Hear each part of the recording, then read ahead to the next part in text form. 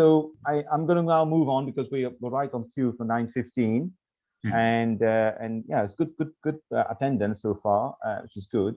So I just want to take the opportunity, therefore, now to introduce our keynote speaker, Beatriz. I'm sure if I'm not pronouncing it properly, Beatriz García Osma, who is our keynote speaker for the Doctoral Masterclass. So if someone's already on spotlight, so that's good. Well done, Yasser. So Beatriz should be appearing on a spotlight, so that's good. So just to briefly introduce Beatriz. Beatriz is professor of accounting at the Universidad Carlos III de Madrid. She is currently also the editor of the European Accounting Review. She holds a PhD in accounting from Lancaster University, and she's also a Marie Curie and pre- and postdoctoral researcher. Her research focuses on the links between financial reporting, corporate governance, and capital markets. And as you will find from her bio and from her, online, you will find a very extensive publication, high quality publications in accounting, in financial accounting, in the Accounting Review, in the Journal of Accounting Economics, in the Review of Accounting Studies, and AOS. So really, Beatriz has a very prestigious record of publications. Beatriz also is part of the collaboration. The presentation by Beatriz is part of a collaboration with the European Accounting Association, because the BAFA has an agreement with the European Accounting Association towards supporting early doctoral students. I should have said that one of the prizes for the awards would be actually to be representing and to be part of the EAA doctoral own events, and also to have a membership of access to publication to the membership of EAA.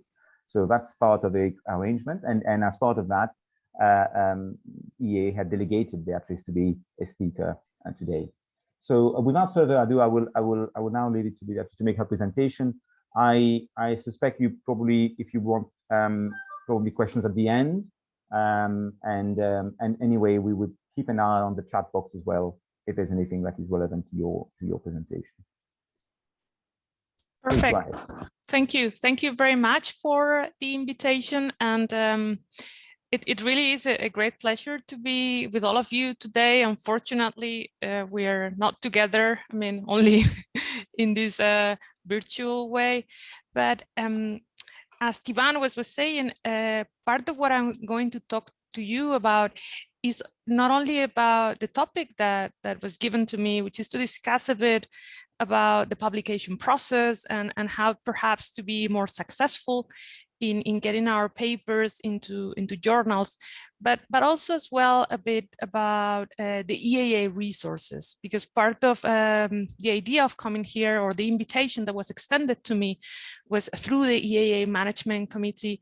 And so we always try to provide a bit of information on this EAA ARC that the EAA has created, which has a lot of resources available for PhD students. So you probably know the European Accounting Association, and we're a large association. And of course, the UK and UK membership is very prominent in the association. It covers many topics. It's a very diverse association in terms of membership, but also in terms of the type of research that is being conducted and the interest of the association. So it's both research, but also accounting education, because of course, as lecturers or as professors, we have to have a foot in research and another one in teaching.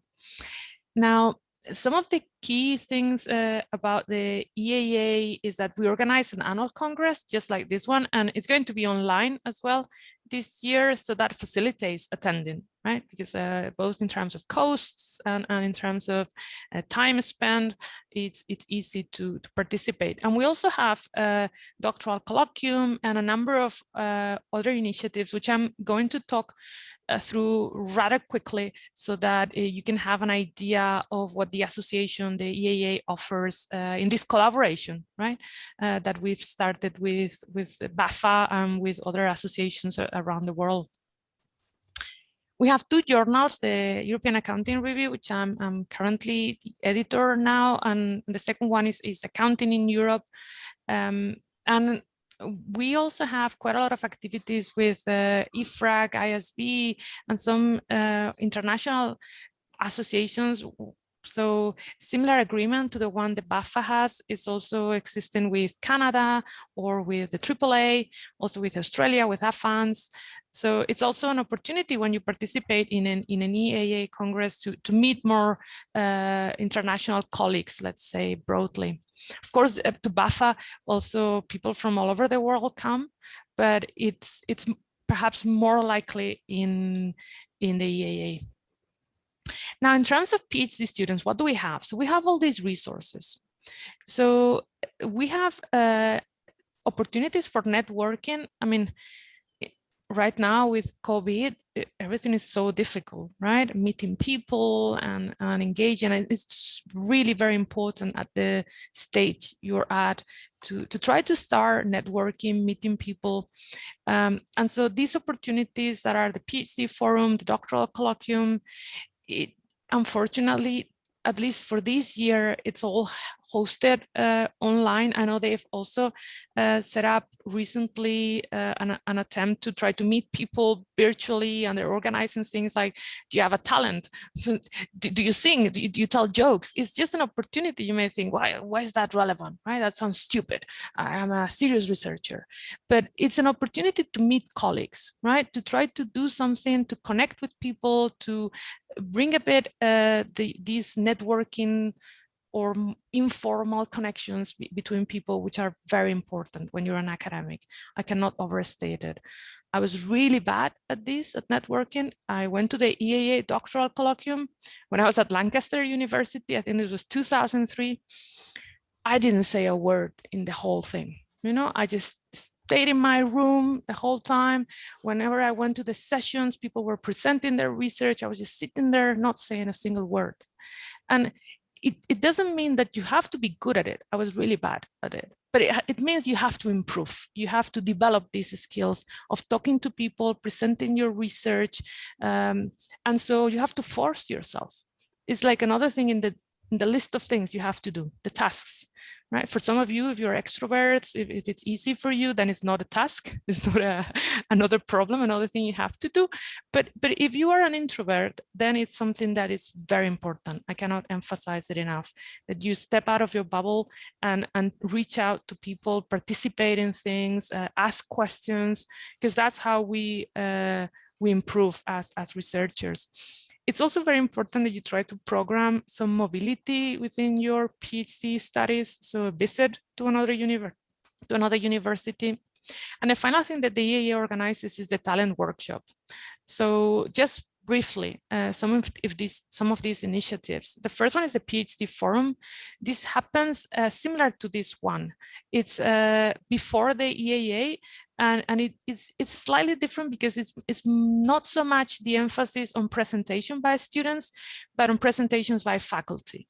So it's available for all PhD students, and what it offers are opportunities for networking, for meeting established scholars and researchers, and of course other PhD students, colleagues that will continue during their careers at the same time as you. So your cohort of doctoral students across accounting and finance in Europe.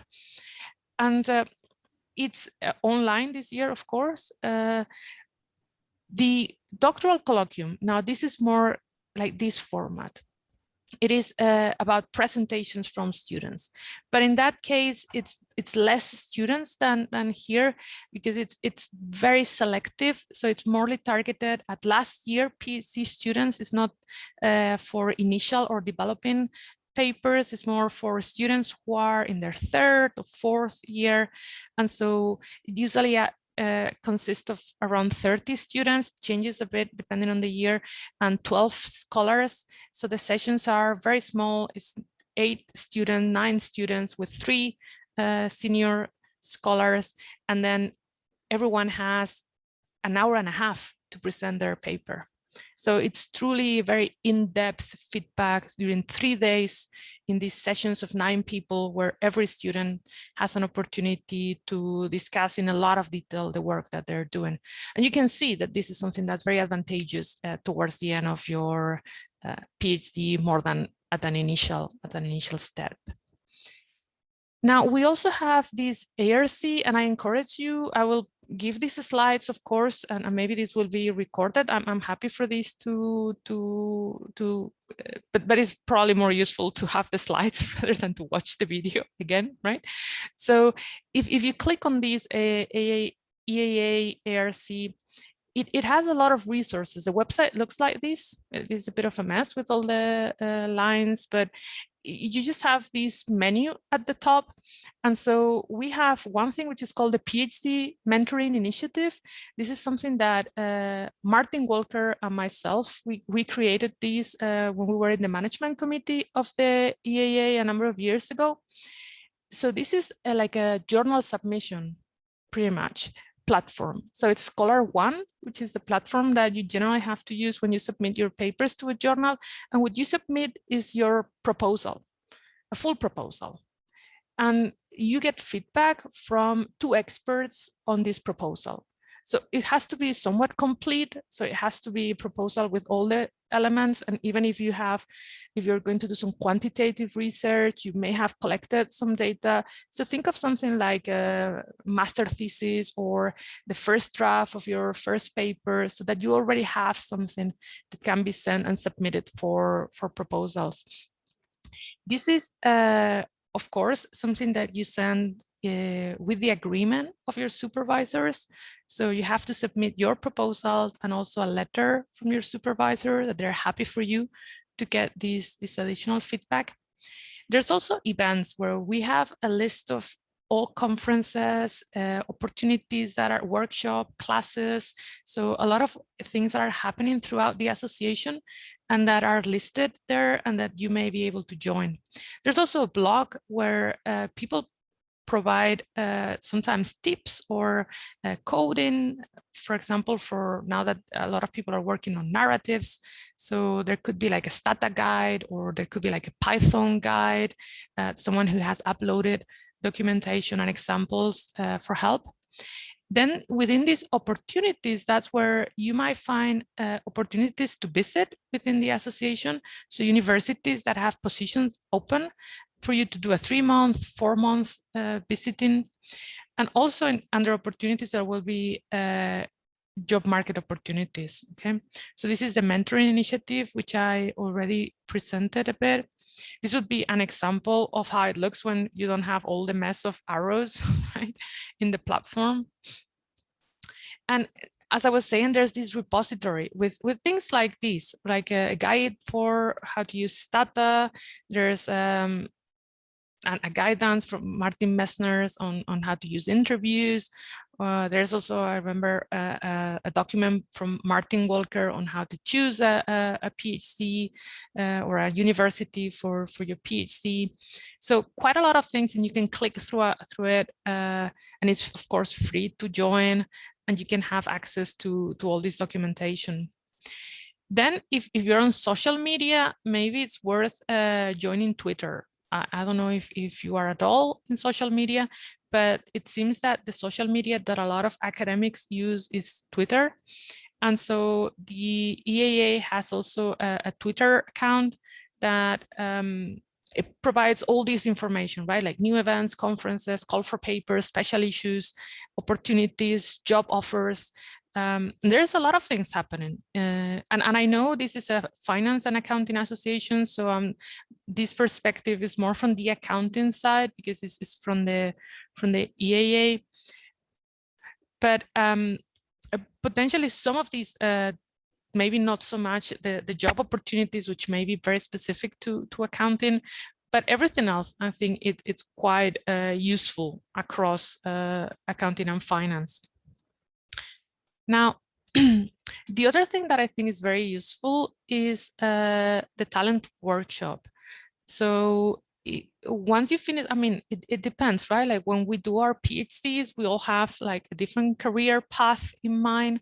And maybe some of you, as was my case, I did my PhD at Lancaster University, but I was always going to go back to Madrid. So I started actually my PhD in Madrid, and then Spanish government passed a law. So I was subject to an exogenous shock. I'm an example of an exogenous shock. And the government said, if you get your PhD at a given university, you cannot get a job at this university. So then I was already doing my PhD at the university I wanted to work at.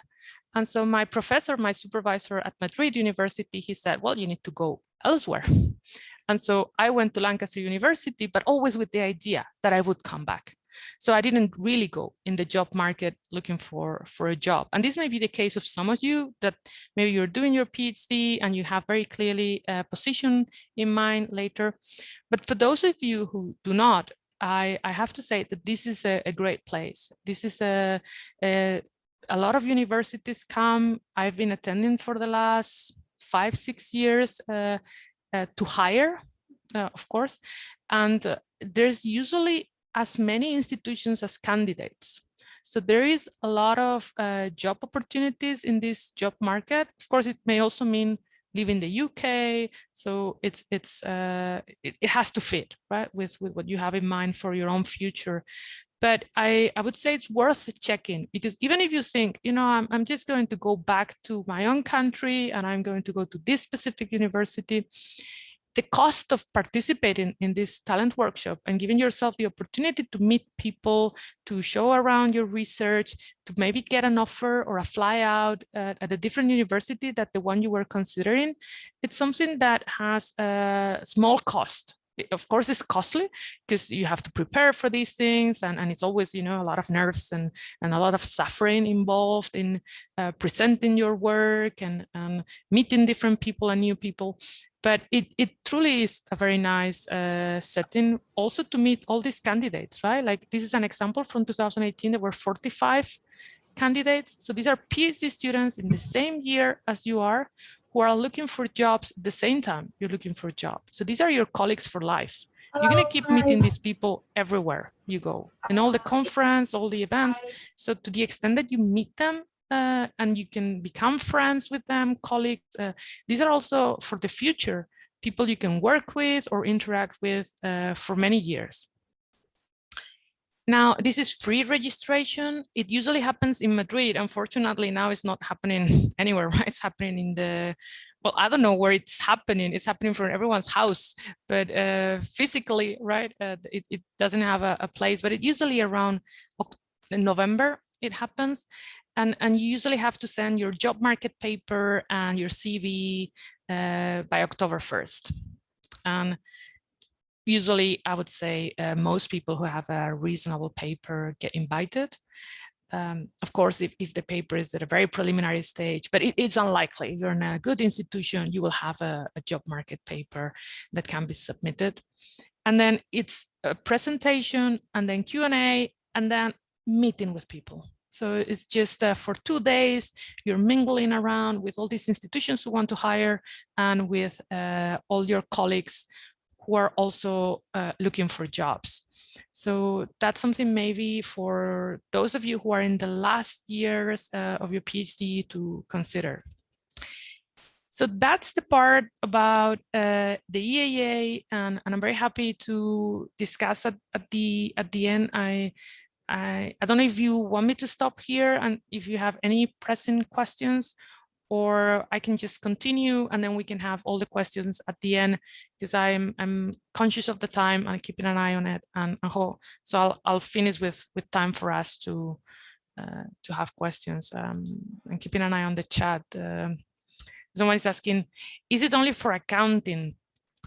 As a finance student, you can join the market. So I've seen candidates in the job market in accounting who are from finance, but it has to be that you're willing to switch into accounting, meaning the teaching is going to be accounting. So it may be that you are doing corporate finance, for example, and this is very close to topics in accounting, and the research, it's accounting/finance. So there's a possibility to get a job on the basis of that research. But the teaching that these universities are expecting you to do, it's going to be accounting.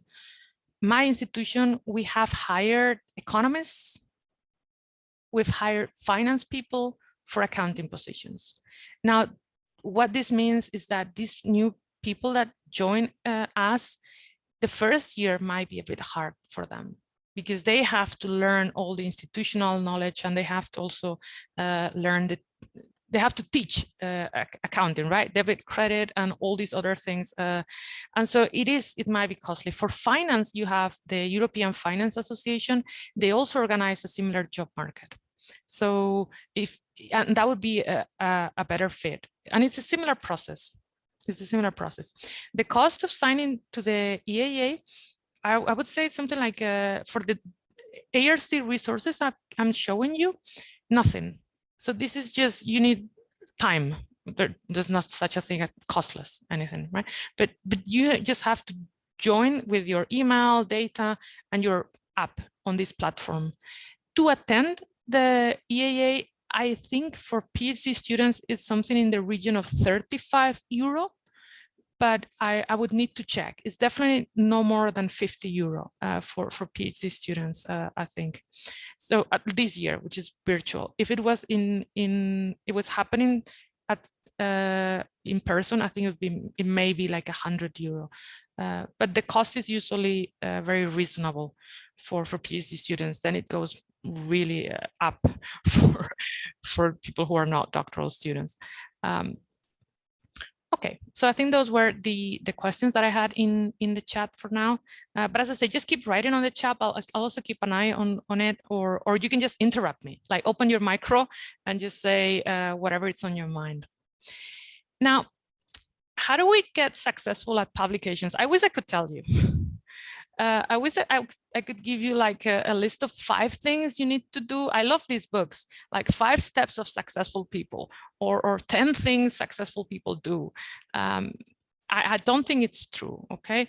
But I think there's generally some things I can say that have worked out for me, and that's the only thing that maybe I can recommend. And I can also tell you from my perspective as an editor, things that I notice are happening. Let's say when you've managed a sufficient number of papers, there's patterns that you can more or less detect.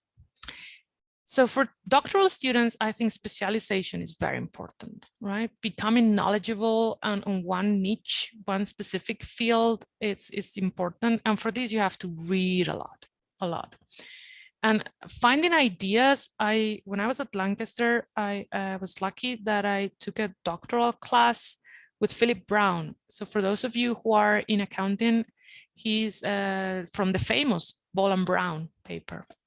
And so in his doctoral class, Philip Brown, he said, for each paper that you read, ask yourself these 3 questions.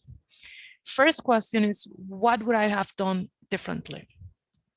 Now, this maybe I would have used a different control variable, but it could be I would have used a different sample, I would have used a different setting. If I'm looking at narratives, I would have looked at the different property of narratives. So this gives you immediately a type of a potential paper that you could come up with. You could argue the contribution of these may be not great, because you may end up with something that's almost just a replication with a small change, but it's somewhere to start off. The second question is, can I think of an alternative explanation? This is a much harder question, right? Because you have to read the paper, understand the findings, and then think to yourself, I think they got it wrong. I think I know an alternative explanation, and I can improve upon what they've done from a different theoretical angle, from a different empirical angle, with a different sample, and I can show them that there is an alternative explanation for this. Third question is, I've read this paper and it's perfect paper. And this happens when you're a doctoral student. I used to read papers and they were all perfect. I could not find anything I would do differently. I could not think any alternative explanations, but I could always think, what's next? If I believe the findings in this paper, what would be like the next step? What would be the next thing I could do with this new method, with this new idea, right? How can I use it for something else? The other thing I would recommend as well is to try to identify the logic, the building blocks, because a lot of the time we are reading very fast and we just want to get to what they do and what they find. And so we don't dedicate a lot of time to reading carefully what is the underlying logic that they're developing. Because you will find that there is a lot of the time that they do not test the underlying logic. So there are things you can do because they kind of skip over, they assume things away. So those are cases where you can also identify from a paper things that you could do, right? So going forward, we're also going back in a way, saying, look, this paper is making the assumption that A leads to B, but it's actually not showing that A leads to B. I could do something along these lines. Now, I promise you that if you do these 4 things for each paper that you read, you're going to have a lot of ideas. And I'm not saying it's easy, because it takes a lot of time to read and a lot of time to think about these things, but it'll give you a lot of things or ideas for you to develop. What to read? I would say read in your area, but also outside of the area, right? Proceedings of the National Academy of Science publishes great papers, also in accounting and finance. Science, I mean, all these journals, of course, economics, American Economic Review, Journal Political Economy, also being in the world, right? Finding anecdotes, looking at what is happening. I always remember David Otley. He was a professor of management accounting at Lancaster University. He would tell an anecdote that he went once to a supermarket and the cashier, she was like pushing the things very fast, right? And he was so puzzled. He asked her, like, why are you doing this? And so she explained, you know, we have this performance indicator back in the room where we're being assessed by how fast we can pass the things over. And so this was some performance that had been introduced that was creating this really strange behavior, right? And so you can make this link from, and I think this is very common in management accounting, that what gets measured get done. And so in this case, it was creating like a really strange behavior in employees because they were actually doing the thing that was getting measured, which is how much time does it take for you to pass all these items, right? From one side to the other at the cashier point in a supermarket. Now think about identification. And this is very important nowadays. I think it's a lot of people put a lot of emphasis on the method, on whether your identification strategy makes sense, is well explained, whether you can derive any causality from your findings, and then just read more. I think reading is really the thing we do. We just, as academics, we just read. I also already mentioned this, that it's important to do networking, to try to attend workshops, conferences, to present your work as much as possible, give yourself opportunities, create a reading group with the other PhD students in your year, right? Just take turns and present to your colleagues, make them present their own ideas to you, just so that you get this exposure. Even if you get not a single question. I've sometimes presented my work in conferences like the EAA. You get 15 minutes, you have no time, right? You go so fast, no one asks any questions, and you feel so let down that, you know, no one asked any questions, no one understood me. Of course they didn't, right? Because you were speaking like just to try to get through the whole thing. But just the effort you put into creating the slides, it helped you massively, right? Because you have to think through, what is my paper about? And then you had all these fears of, what if they ask this? What if they ask the other thing, right? Because you know all the problems with your own research. So just this effort of putting together your own slides, thinking about the problems of your paper, you're going to know exactly what the problems are, what questions you are afraid people will ask. That's what you want to know, right? What are the key weaknesses of this paper? And then that's something you get out of a presentation, even if no questions are asked. So this is why I would encourage you to try to think as much as possible of opportunities, or giving yourself opportunities to present your work. And when anyone says, would you like to give a seminar? Just say yes, because it's a great opportunity for improving, collaborating, meeting new people.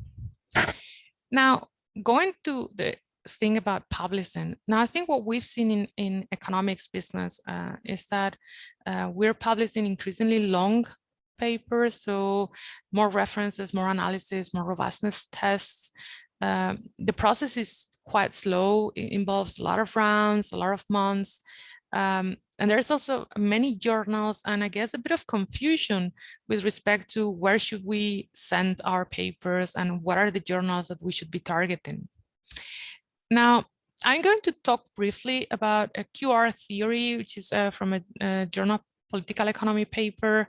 And maybe, as I said, how to be a better author and some tips and recommendations on things we can do that maybe you're already considering. So this is something that I'm trying to target at different levels within the doctoral path. So it may be very obvious for some of you who are more advanced, but hopefully not so obvious for some of those who are a bit earlier in their path, in their career. So very broadly, do you have a specific research question? Like, can you actually ask a question, write it in one line? This is something that I think oftentimes we don't even think about our paper. Like, what is our research question? And can we actually write it as a research question with a question mark at the end, right? One line. This is obvious to you maybe when a colleague, a friend who's not a researcher asks you, what are you doing research on? And then you need 20 minutes to explain. If you need that long, you don't have a research question. If you have a research question and someone who's not a researcher asks you, you can say it quickly. So think of this as your elevator speech, maybe. Think of it as precise, specific research question that you need to have. And if you don't pass this test, that you don't know what your research question is quickly, and you could say it immediately to someone, you need to think it again, right? Like, what is my research question? What is the thing I'm doing? Now, a question to be good, it should be clear, it should be researchable. So sometimes we have these abstract ideas, but there's not data or method that we can apply to it. It should be connected somewhat to existing theory and research, even if it's very new, right? There has to be some literature in the background that is connected to it.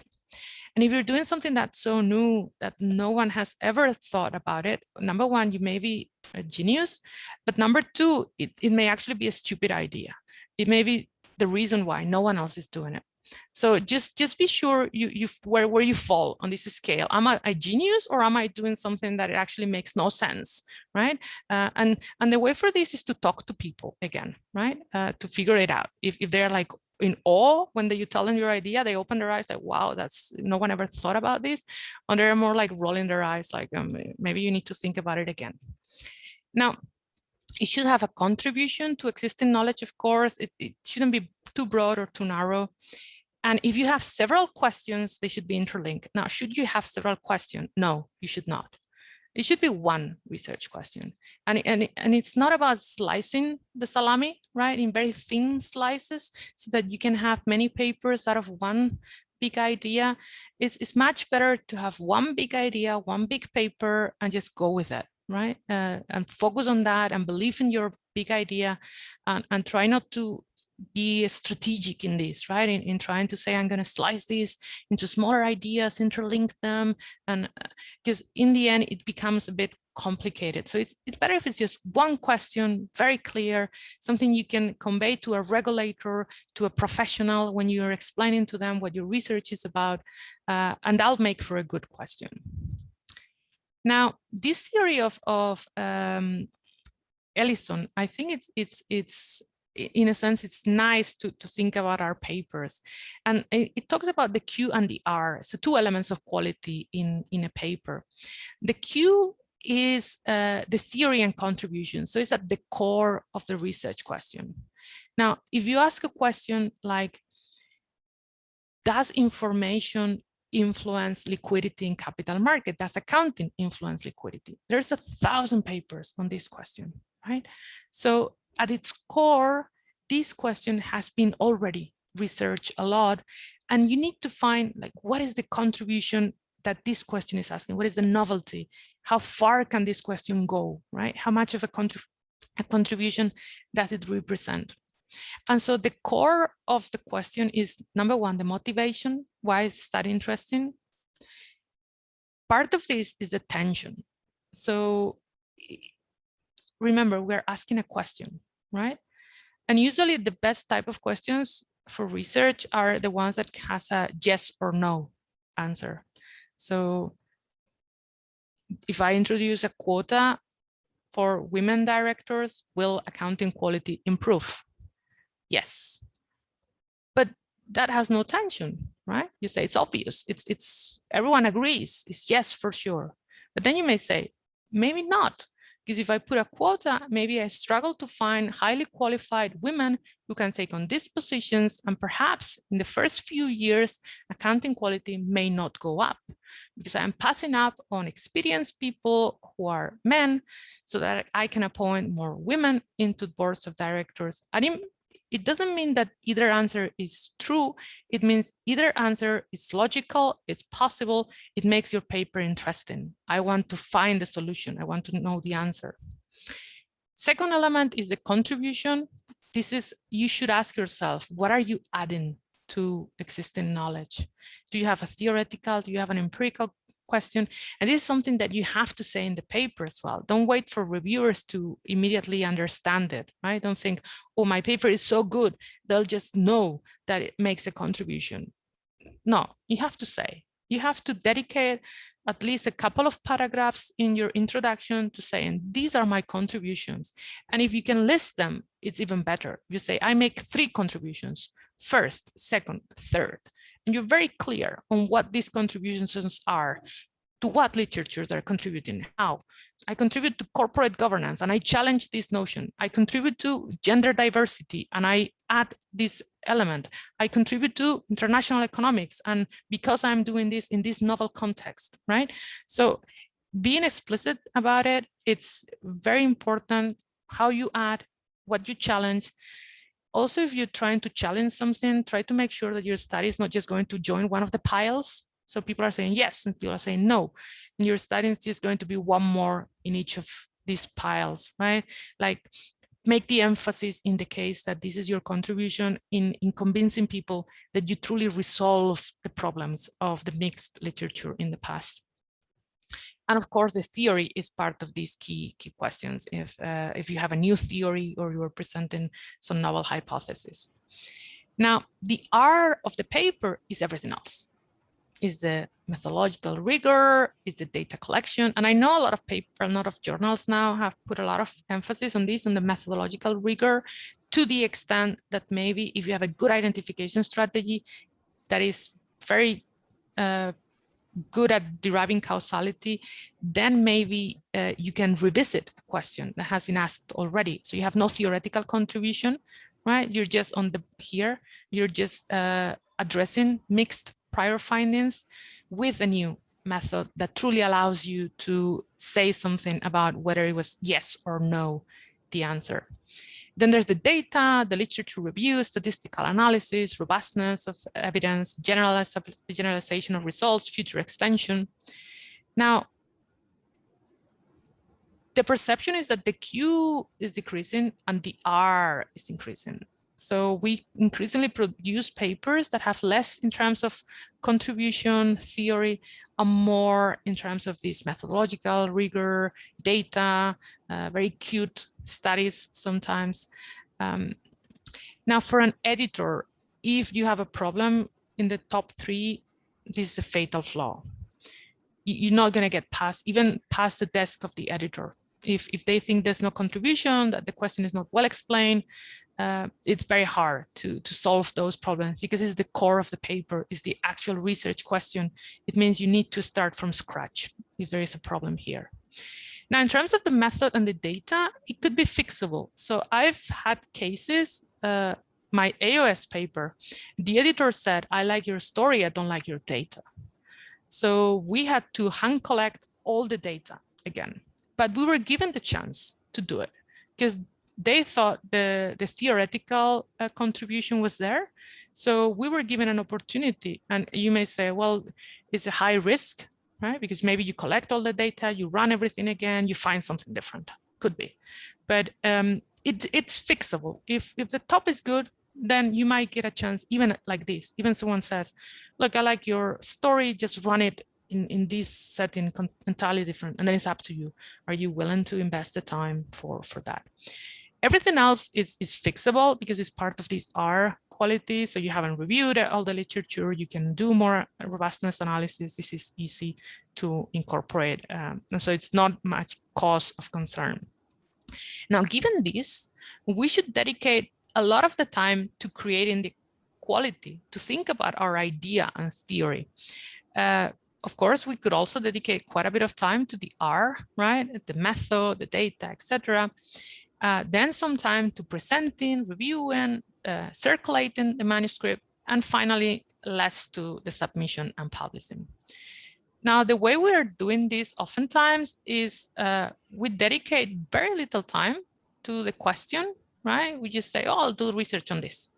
And then we dedicate a lot of time to doing it, right? Running analysis, collecting data, and we're not sure how all those results fit into our question or our theory, but we dedicate a lot of effort to that.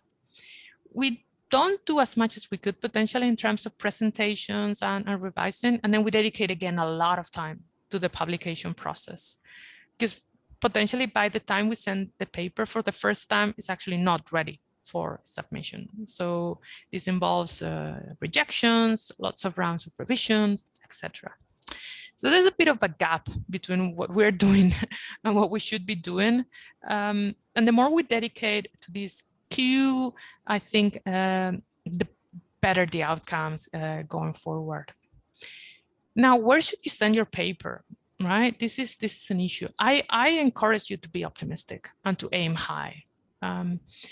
But not too much, okay? There is a factor which is luck, and this is randomly distributed, meaning sometimes you will be very unlucky and sometimes you will be very lucky. So in that sense, it's not going to have an influence in your career. It's just noise. But it could be the case that in one paper you are lucky and one paper you are a bit unlucky, but you shouldn't think it's an issue of luck, okay? It is there, that the editor likes it, that the reviewer sees potential. It's a bit of that. But there's also reputation in the game. And so this is also why you should not send a bad paper to a journal just to get feedback, right? Like, oh, I'll just send it and see if they give me some feedback. It'll probably get you a desk rejection, and it may affect your reputation a bit with that journal if you sent a paper that was too preliminary or not a good step. Of course, the major thing is quality, right? If you have a good paper, it will get published. Maybe not in the first journal that you send, but for sure eventually. Now, how do you select the journal? I would say you have to have a short-term and a long-term career perspective. So there's some evidence that low quality publications can have an impact on career development in the future. So if you have like low quality journals in your CV, this may influence later on. People may see those publications and value them in a negative light. So it's sometimes better, as I said, these strategies of trying to slice the contribution very thinly and getting more papers can have a long-term negative impact. And there's some papers on this. But of course, you have to think what journals count in your publication. Is there a list of papers, a list of journals in your publications, in your institutions? I like to publish in the journals that I like to read. This is my the way I've always selected journals.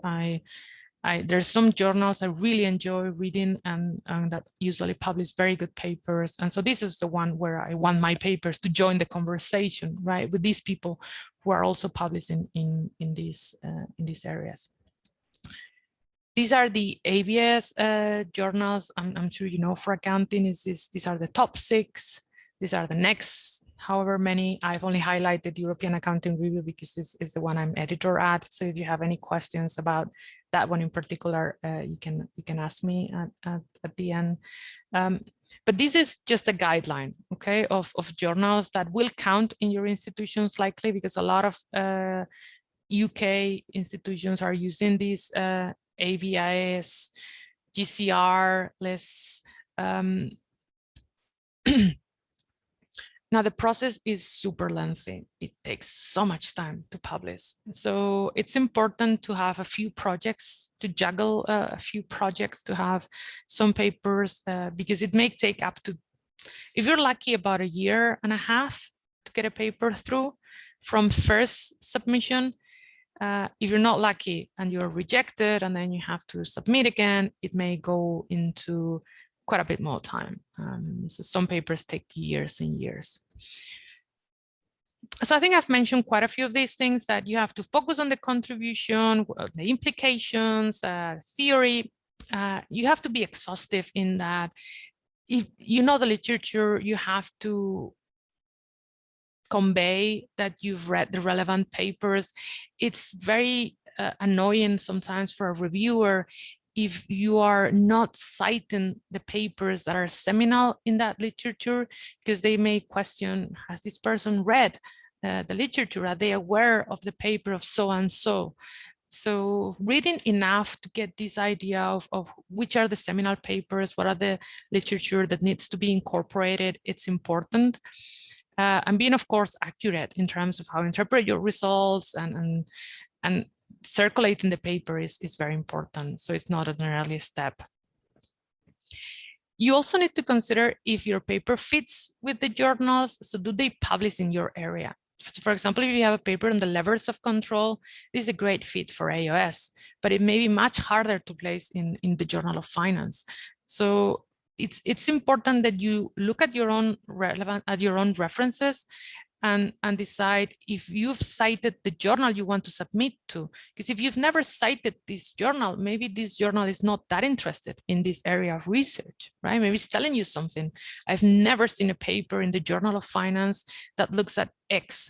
So maybe if I'm working on X, Journal of Finance is not the obvious place for me to submit. Now, it's very important, and you should care a lot about presentation. So first impressions are important. You will not go to get a job at JP Morgan barefoot with broken jeans, you know, without having combed your hair. It's similar with your paper. You've dedicated years to developing it. This last step of making sure it's well presented, that it's really an important step. If you're a serious and rigorous researcher, then you know the process. And a way to signal this is by carefully looking at the instructions for authors. Journals have them. If they do, it's not because someone got bored and thought, oh, I'll do something today, I'll just write this bunch of instructions.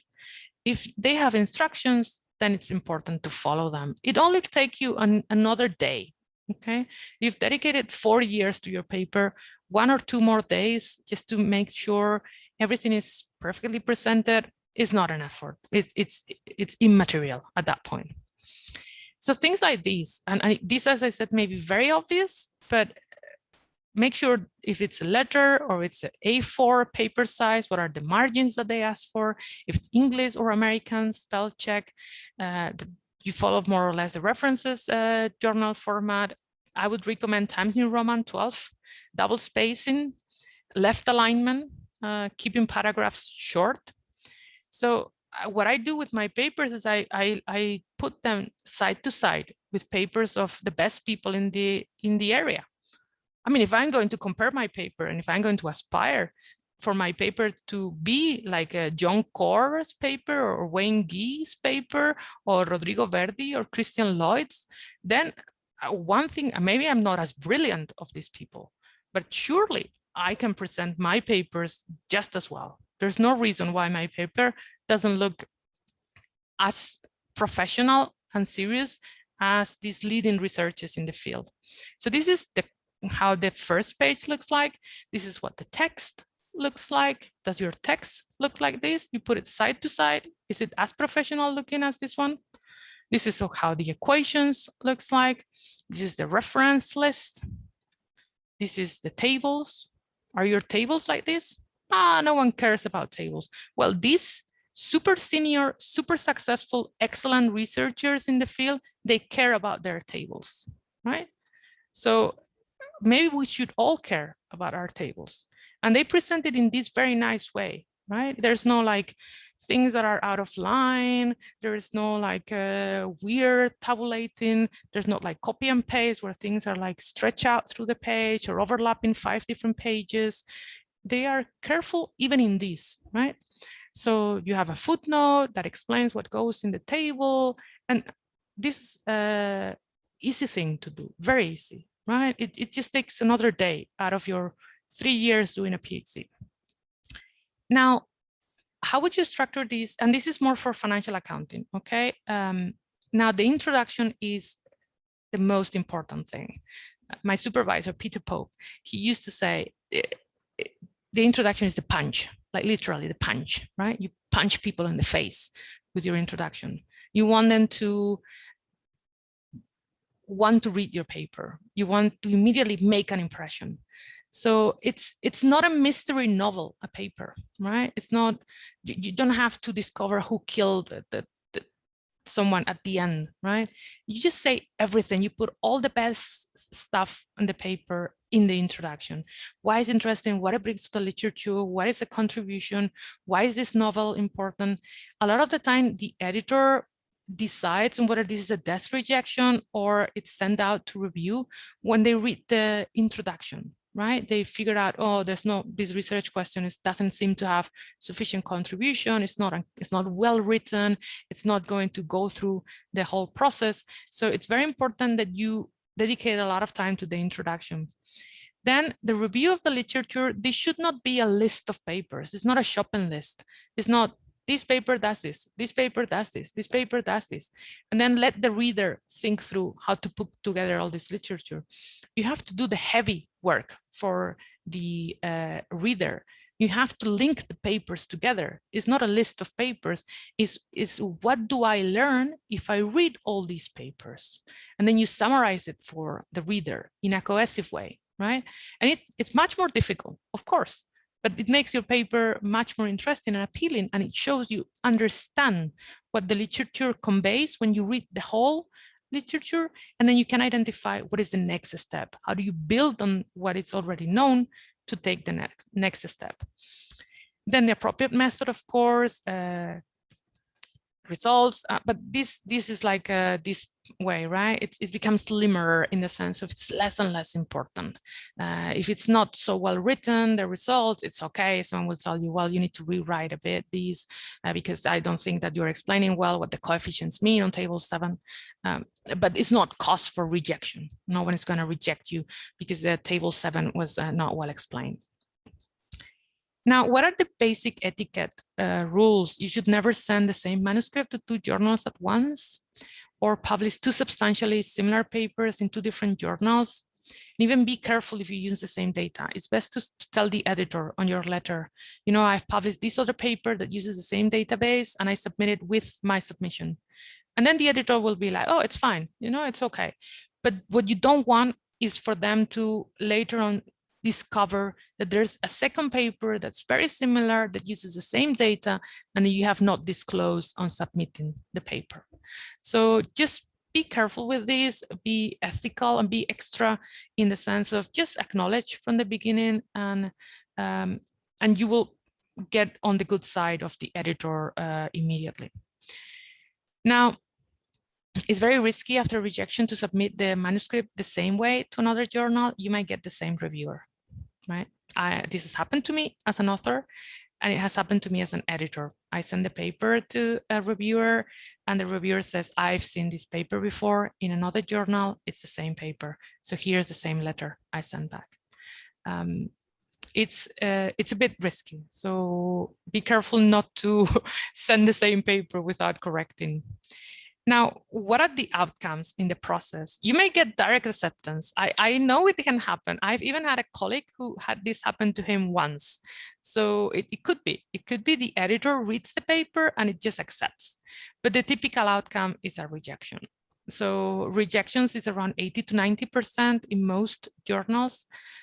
So it will also be in your case. So out of every 10 papers you send out, maybe 6-7 times you will be rejected. Of course, this hides 80-90%, a lot of papers that are of very low quality, the wrong area, scope. So it's not as high if you are in the right area, but still it's at least 50-60% of the times you are rejected. I've been rejected everywhere, not just in the top journals, like in the Spanish Journal of Finance and Accounting, Spanish Accounting Review, they've also rejected me. So it's, yes. Sorry to trouble you, just sorry, the time is. Oh, we need to finish.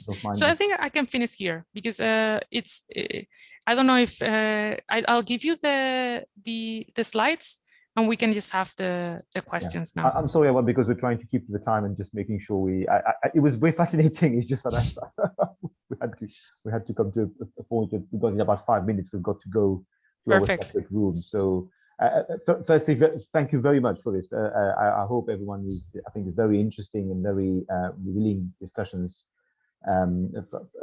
When it comes from an editor, it's always very, you feel like, okay, yes, this is what this is what we would like to see, in terms of perspective from the editor, in terms of what is expected of us. And sometimes we tell that to students, but editor tells it's got a power to it, I think, or at least a resonance to it.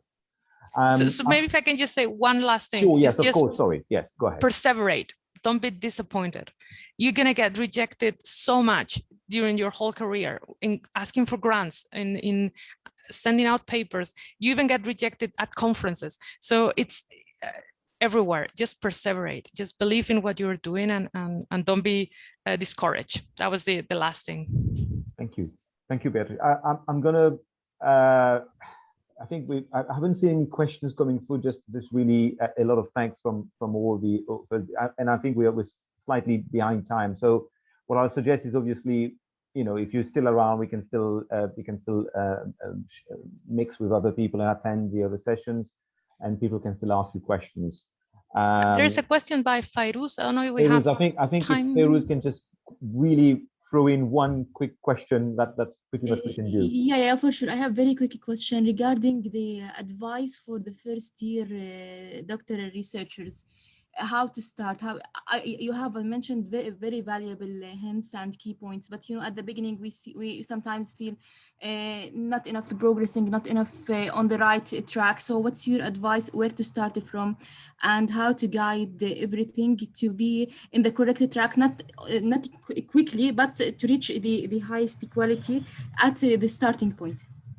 So I think when you're starting, you're going to be very lost. You see all these papers, all these areas, you don't know what to read, right? So of course, for me, what was very, very useful was, number one, going to the seminar weekly. I will always read the papers that were going to be presented, and I never had any questions because I perceive all papers as being excellent. But then I would listen to the questions that people were asking in the room, and that helped me a lot because it developed my critical thinking. Because I've read the paper before and I didn't notice those problems. And when people were asking questions in the seminar, I was thinking, that's how you think about research, right? To develop this critical thinking, which is very important. And the other thing is reading a lot on things that you like. And if you read and you develop this critical thinking by talking to people, I think you will start finding areas that you are interested in. And ideas will come. And I know this is the great concern for first-year students, that you don't have any ideas. I struggle with this as well. I was just reading and thinking, I had to meet with Peter Pope, my supervisor, every 2 weeks or 3 weeks. And I was like, oh, I have nothing to tell him, right? I didn't think of anything. I only read papers. But that's how you start. And you start thinking, right? And then you tell your supervisor, this is what I read. This is the thing I'm interested in. And then maybe they ask you a question. And that's where you continue. There's no hurry. I think there's no rush for first-year PhD students. Just read, just find a topic that you like, and then the ideas and the progress will come for sure. That seems like a very good conclusion. Yeah, thank you. Very good. Thank you, Beatriz. I think we're going to leave now and proceed to the various parallel sessions. So thank you very much to everyone who attended, and chairs, please move on to the next, to your respective sessions, just starting right away. Thank you. Perfect. Thank you. Thank you. Thank you. Thank you.